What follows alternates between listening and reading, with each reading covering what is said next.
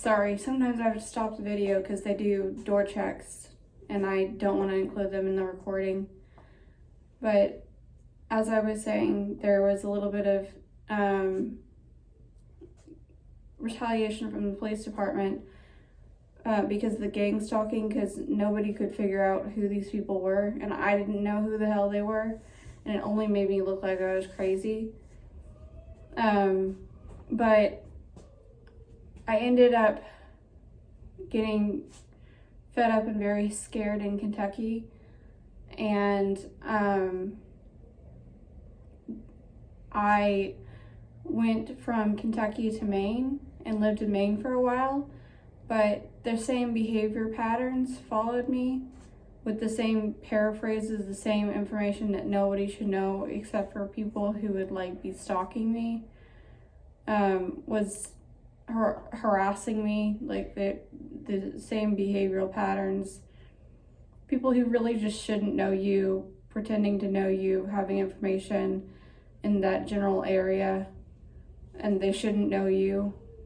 So from Maine, I went to Roxham Road on the plane, and I was followed off the plane by someone who followed me to the taxi cab, and she proceeded to try to get into the same taxi cab as me, which was bizarre to say in the very least. But I crossed at Roxham Road quite a distance away from the taxi where dropped me off.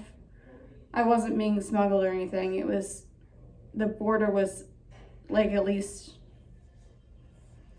I'd say a mile away. I don't know. But I went to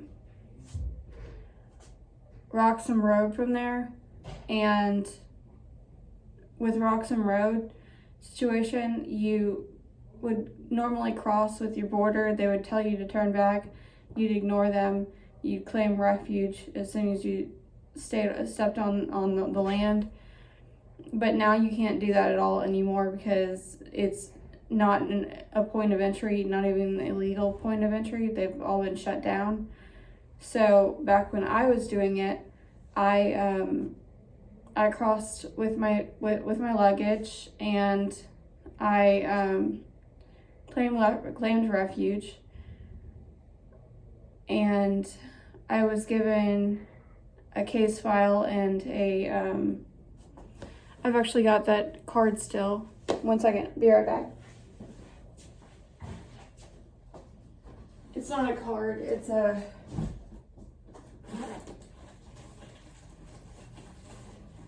I think it's in here, at least. Yep, there it is. Claimant document.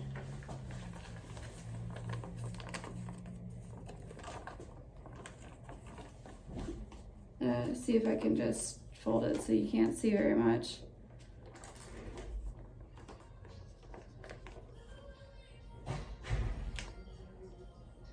There you go. Document.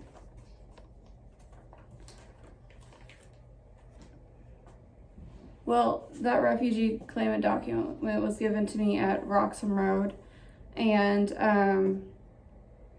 then I was shipped to the YMCA because I didn't have a place to go to and I didn't have family to stay with.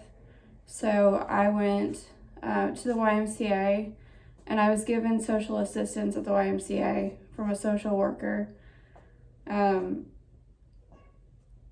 which it doesn't work that way anymore because Roxham Road's been shut down. So, you know,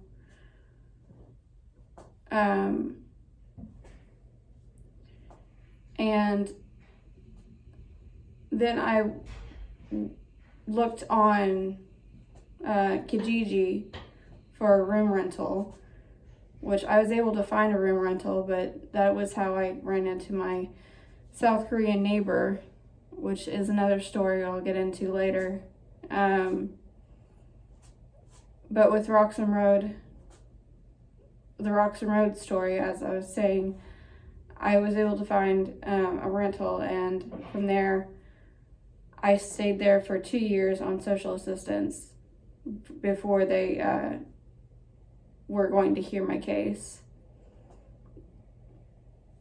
So there's more parts to the story, but I'll get into it a little bit later because it's a huge story, and it involves me witnessing and telling information to the police department for 2 years. But, so that's all for now, YouTubulars.